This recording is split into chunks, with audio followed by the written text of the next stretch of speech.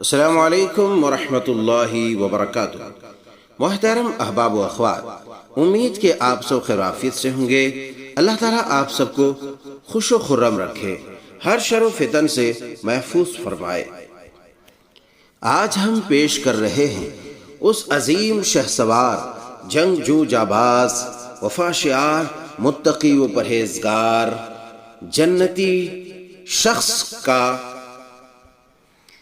جن کی طرف اللہ رب العزت ذوالجلال والاکرام نے خود اپنی نگاہ رحمت و عجب سے دیکھا، اور کیا ہی خوب ہوگا، کیا ہی وقت ہوگا، کیا ہی کیفیت ہوگی اس شخص کی جس کے بارے میں خود اللہ اور اس کے رسول کہیں، اب تم جو چاہو کرو، تمہارا مواخذہ نہیں ہوگا، تمہاری پکڑ نہیں ہوگی، تمہاری گرفت نہیں ہوگی۔ سبحان اللہ، کتنی عظیم بشارت ہے، کتنا بڑا مزدہ ہوگا یہ کہ جن کو یہ کہا ہوگا اب جو چاہو کرو، تمہاری کوئی گرفت نہیں ہوگی۔ انہی شخصیتوں میں سے ایک شخصیت سیدنا حضرت حاطب بن ابی بلتع رضی اللہ تعالی عنہ کی ذات گرامی ہے۔ سیدنا حضرت حاطب بن ابی بلتع رضی اللہ تعالی عنہ کی سیرت کی تیسری قسط اور آخری قسط ہم آپ کی سماعتوں کے حوالے کر رہے ہیں۔ جب رسول اللہ صلی اللہ علیہ وسلم نے فتح مکہ کے لیے روانگی کا فیصلہ کر لیا تو اس کو صیغہ راز میں رکھا تاکہ اس کی اطلاع قریش کو نہ ہو جائے۔ اس طرح وہ مقام و مقابلے کی بھرپور تیاری کر لیں گے، اس طرح ہدف تک پہنچنے میں دشواری پیش آئے گی اور دشمن راستے میں رکاوٹیں کھڑی کر دیں گے۔ قریش نے نبی کریم صلی اللہ علیہ وسلم کے ساتھ کیے گئے معاہدے کو توڑ دیا تھا۔ آپ نے فتح مکہ کی تیاری کے لیے غور و خوض کرنا شروع کر دیا تھا تاکہ اسے شرک اور بت پرستی سے صاف کیا جائے اور لوگ امن و سکون سے بیت اللہ الحرام، مسجد حرام کے زیر سایہ زندگی بسر کر سکیں، جس کا تذکرہ اللہ تعالیٰ نے قرآن عزیز میں ان الفاظ میں کیا ہے: وَإِذْ جَعَلْنَا الْبَيْتَ مَثَابَةً لِلنَّاسِ وَأَمْنًا، سورۃ البقرہ آیت 125۔ اور جب ہم نے بیت اللہ کو لوگوں کے لیے جائے امن و سکونت بنایا، رسول اللہ صلی اللہ علیہ وسلم نے فتح کے ہدف تک پہنچنے کے لیے رازداری کے مختلف انداز اپناتے ہوئے یہاں تک کہ اہتمام کیا کہ اپنی مخلص ہمدرد چہیتی بیوی سیدہ عائشہ صدیقہ رضی اللہ تعالی عنہا سے بھی اس معاملے کو چھپائے رکھا۔ سبحان اللہ، کتنی عظیم بات ہے۔ یہاں میں ایک بات آپ کے گوش گزار کرنا چاہتا ہوں۔ اگر شوہر، کسی خاتون کا شوہر یا کوئی بڑا ذمہ دار شخص اگر کسی بات کو صیغہ راز میں رکھنا چاہے تو اسے زیادہ نہیں کریدنا چاہیے، کیونکہ اس کی حکمت و مصلحت کا علم انہیں ہی ہے۔ سبحان اللہ، جیسا کہ اس واقعے سے ہمیں پتہ چلا۔ آئیے ہم آگے بڑھتے ہیں۔ پہلے وادی عزم کی طرف حضرت ابو قتادہ الانصاری رضی اللہ تعالی عنہ کی قیادت میں ایک لشکر بھیجا۔ مدینہ منورہ میں اس بات کی ٹو لگانے کے لیے اپنے نمائندے پھیلا دیے کہ کہیں کانو کان کسی کو روانگی کی اطلاع تو نہیں ہوئی۔ اس عظیم فتح کے موقع پر حضرت حاطب بن ابی بلتع رضی اللہ تعالی عنہ کا ایک واقعہ رونما ہوا، جس کا تذکرہ قرآن و سنت میں بھی کیا گیا اور ان کے مومن خالص ہونے کی گواہی دی گئی۔ اس نازک موقع پر حضرت حاطب بن ابی بلتع رضی اللہ تعالی عنہ نے اجتہاد کیا، لیکن اجتہاد غیر موضوع تھا۔ آئیے آپ کو تاریخ اور تفسیر کی جدید و قدیم کتب میں مذکور اس قصے کی جھلک دکھلاتے ہیں۔ جب رسول اللہ صلی اللہ علیہ وسلم نے فتح مکہ کے لیے روانہ ہونے کی مکمل تیاری کر لی، حضرت حاطب بن ابی بلتع رضی اللہ تعالی عنہ نے اہل مکہ کے نام ایک خط لکھا، جس میں انہیں نبی کریم صلی اللہ علیہ وسلم کے مکے پر یلغار کرنے کی خاطر لشکر لے کر روانہ ہونے کی اطلاع تھی۔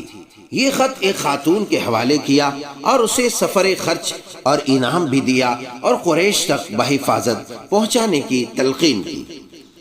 اس عورت نے یہ خط اپنے سر کے بالوں میں چھپا لیا اور مکے کی طرف روانہ ہو گئی، لیکن اللہ تعالیٰ نے وحی کے ذریعے اپنے نبی کریم صلی اللہ علیہ وسلم کو حضرت حاتب رضی اللہ تعالی عنہ کی اس کارروائی کے بارے میں بتا دیا۔ رسول اللہ صلی اللہ علیہ وسلم نے اس سازش کو ابتدائی مرحلے میں ہی ناکام بنا دیا۔ آپ نے یہ خط قبضے میں لینے کے لیے اپنے تجربہ کار شہ سوار صحابی اس مشن پر روانہ کیے۔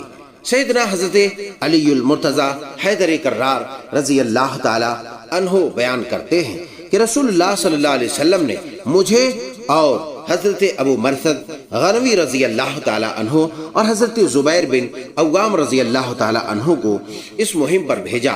ہم سبھی تجربہ کار شہ سوار تھے۔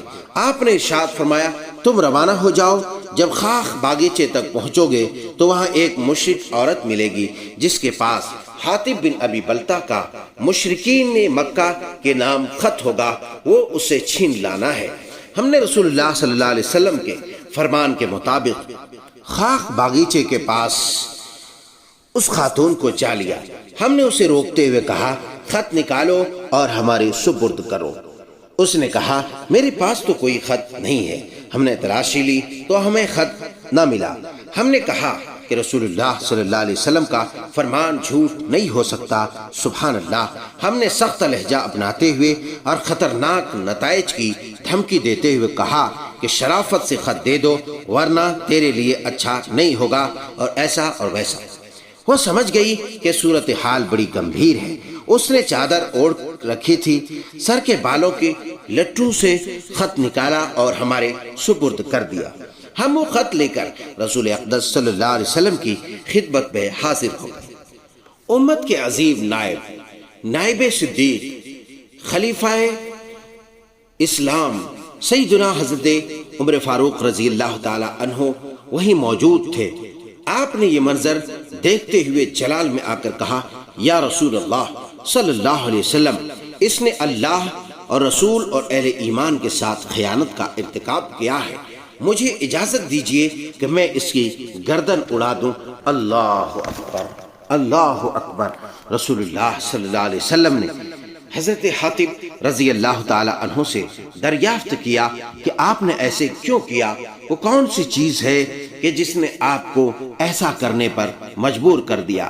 آپ کو اس کی کیا ضرورت پیش آئی؟ حضرت حاتب بن ابی بلتہ رضی اللہ تعالی عنہ جو صداقت و امانت کے پیکر تھے، عرض کی، یا رسول اللہ صلی اللہ علیہ وسلم، قسم ہے میرا اللہ اور اس کے رسول صلی اللہ علیہ وسلم پر کامل ایمان ہے میرے دل میں آیا کہ اس طرح اہل مکہ پر میرا احسان ہوگا اور وہ میرے اہل و عیال اور مال و دولت کی حفاظت کریں گے۔ آپ کے جملہ صحابہ کرام علیہم الرضوان کے عزیز رشتہ دار وہاں موجود ہیں۔ مکہ میں سبھی لوگ ہیں، میرا کوئی نہ تھا، اس لیے مجھ سے غلطی ہو گئی۔ سبحان اللہ، کتنی آسانی کے ساتھ غلطی کا ارتکاب کیا۔ نبی کریم صلی اللہ علیہ وسلم نے فرمایا، صدق حاتب نے بالکل سچ کہا ہے، اس کے بارے میں خیر کے کلمات کہو۔ حضرت عمر رضی اللہ تعالی عنہ نے کہا، اے اللہ کے رسول صلی اللہ علیہ وسلم، اس نے اللہ اور اہل ایمان کی خیانت کی ہے، مجھے اجازت دیں کہ میں اس کی گردن اڑا دوں۔ رسول اللہ صلی اللہ علیہ وسلم نے ارشاد فرمایا، اے عمر، کیا یہ بدری صحابی نہیں ہے؟ اللہ اکبر۔ کیا اللہ تعالیٰ نے اپنے خصوصی نظر کرم کرتے ہوئے، یعنی مقام بدر میں موجود تمام مجاہدین کے لیے اللہ تبارک و تعالیٰ نے عرش سے روئے زمین کی طرف بدر والوں کی طرف جھانکا تھا۔ سبحان اللہ۔ اللہ کے پیارے حبیب نے کہا کہ اپنی خصوصی نظر کرم کرتے ہوئے اہل بدر کے بارے میں یہ ارشاد نہیں فرمایا، اعملوا ما شئتم فقد وجبت لكم الجنہ او قد غفرت لكم۔ سبحان اللہ، کیا بشارت ہے، کیا مزدہ ہے۔ فرمایا، اے اہل بدر، جو چاہو سو کرو، تمہارے لیے جنت واجب ہو چکی ہے، یا یہ فرمایا میں نے تمہیں بخش دیا ہے۔ یہ سن کر حضرت عمر فاروق رضی اللہ تعالی عنہ کی آنکھوں میں آنسو آ گئے، عرض کی یا رسول اللہ صلی اللہ علیہ وسلم، اللہ اور اس کا رسول ہی بہتر جانتے ہیں۔ حضرت حاتم رضی اللہ تعالیٰ عنہ کے بارے میں یہ آیت نازل ہوئی، يا أيها الذين آمنوا لا تتخذوا عدوي وعدوكم أولياء تلقون إليه بالمودة۔ سورة الممتحنہ آیت 1۔ اے ایمان والو، میرے اور اپنے دشمنوں کو دوست نہ بناؤ اور تم ان سے محبت کا اظہار مت کرو۔ اس طرح ہم دیکھ رہے ہیں کہ اللہ تعالیٰ اور رسول اقدس صلی اللہ علیہ وسلم نے حضرت حاتم بن ابی بلتہ رضی اللہ تعالیٰ عنہ کے مومن ہونے کی شہادت دی۔ انسانی نفسیات کے حوالے سے یہ بات کھل کر سامنے آتی ہے کہ بعض اوقات کوئی کمزوری انسان پر غالب آ جاتی ہے، جس طرح کہ حضرت حاتم بن ابی بلتہ رضی اللہ تعالیٰ عنہ کے ساتھ یہ حادثہ پیش آ گیا۔ نبی کریم صلی اللہ علیہ وسلم ان کے ساتھ شفقت سے پیش آئے، آپ نے ان کا دفاع کیا اور ان کے پہلے ایمانی کارناموں نے ان کی برات کی شہادت دی، بلکہ رسول اللہ صلی اللہ علیہ وسلم نے حاتم رضی اللہ تعالی عنہ کے حق میں یہ گواہی بھی دی کہ وہ ہرگز جہنم میں نہیں جائے گا، جیسا کہ امام مسلم علیہ الرحمہ نے حضرت جابر بن عبداللہ رضی اللہ تعالی عنہ کے حوالے سے یہ روایت نقل کی۔ حضرت جابر رضی اللہ تعالی عنہ فرماتے ہیں کہ حاتم بن ابی بلتہ رضی اللہ تعالی عنہ کا ایک غلام رسول اقدس صلی اللہ علیہ وسلم کی خدمت میں حاضر ہو کر شکوہ کرنے لگا، یا رسول اللہ، حاتم جہنم رسید ہو گیا۔ آپ نے جواباً ارشاد فرمایا، تم جھوٹ بولتے ہو، وہ قطعاً جہنم میں داخل نہیں ہوگا، کیونکہ اس نے غزوہ بدر اور صلح حدیبیہ میں شرکت کی ہے۔ سبحان اللہ، اس عظیم شہسوار کا سفر آخرت کیسا تھا! اللہ اکبر! حضرت حاتم رضی اللہ تعالی عنہ ان صحابہ کرام میں سے تھے جنہوں نے شہسواری اور بہادری کے میدان میں کارہائے نمایاں سر انجام دیے اور عہد نبوت میں روشن آثار چھوڑے۔ ان کی سیرت کا ایک نمایاں پہلو یہ بھی ہے کہ ان کے فقیہ بیٹے یحییٰ بن یحییٰ نے روایت بیان کی کہ عروہ بن زبیر رحمہ اللہ اور دیگر تابعی علماء محدثین نے بھی روایت نقل کرنے کی سعادت حاصل کی۔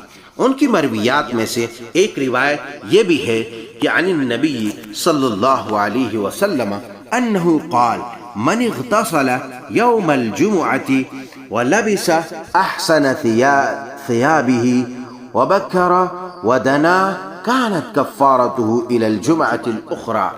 نبی کریم صلی اللہ علیہ وسلم سے مروی ہے کہ آپ نے ارشاد فرمایا، جس نے جمعہ کے دن غسل کیا اور اچھے کپڑے پہنے اور جلدی مسجد گیا اور قریب ہو کر بیٹھا تو یہ عمل اگلے جمعہ تک اس کے گناہوں کا کفارہ بن جاتا ہے۔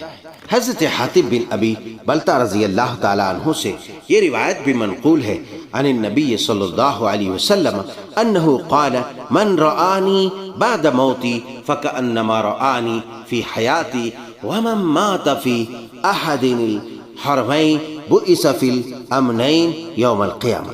نبی کریم صلی اللہ علیہ وسلم سے مروی ہے کہ آپ نے ارشاد فرمایا، جس نے میری وفات کے بعد مجھے دیکھا گویا کہ اس نے مجھے میری زندگی میں دیکھا۔ جو حرمین میں سے کسی حرم یعنی مکہ اور مدینہ میں سے کسی ایک جگہ فوت ہوا، وہ قیامت کے دن امن والوں میں اٹھایا جائے گا۔ سبحان اللہ، جعلنا اللہ منہم۔ حضرت حاتم بن ابی بلتہ رضی اللہ تعالی عنہ سیدنا عثمان غنی عثمان ذو النورین عثمان بن عفان رضی اللہ تعالی عنہ کے دور خلافت کے وسط تک زندہ رہے۔ یہ سن 30 ہجری میں مدینہ منورہ میں فوت ہوئے۔ انا للہ و انا الیہ راجعون۔ اللہ اس عظیم مرد مجاہد جنگجو شہسوار کے اوپر کروڑہاں کروڑ رحمتیں نازل فرمائے۔ حضرت عثمان بن عفان رضی اللہ تعالی عنہ نے ان کی نماز جنازہ پڑھائی۔ ان کی عمر 65 سال تھی۔ شہسوار بہادر جلیل القدر صحابی کے دنیا فانی سے کوچ کر جانے سے مدرسہ نبوت کے ایک عظیم شہ سوار کی سیرت کا صفحہ لپیٹ دیا گیا، لیکن اس کے کارنامے رہتی دنیا تک جگمگاتے رہیں گے اور ان کی سیرت کے تذکرے کانوں میں رس کھولتے رہیں گے۔ اللہ تعالی حاطب سے راضی ہوا اور اسے جنت الفردوس میں جگہ دی اور اسے مغفرت کا اعزاز عطا کیا۔ اللہ تعالی تمام صحابہ اکرام علیہم الرضوان سے راضی ہوا۔ اللہ تعالی ہمیں میدان محشر میں صحابہ اکرام کے ساتھ اٹھنے کی سعادت نصیب فرمائے، آمین۔ بلا شبہ وہ درگزر کرنے والا، سخی، دعائیں سننے والا اور قبول کرنے والا ہے۔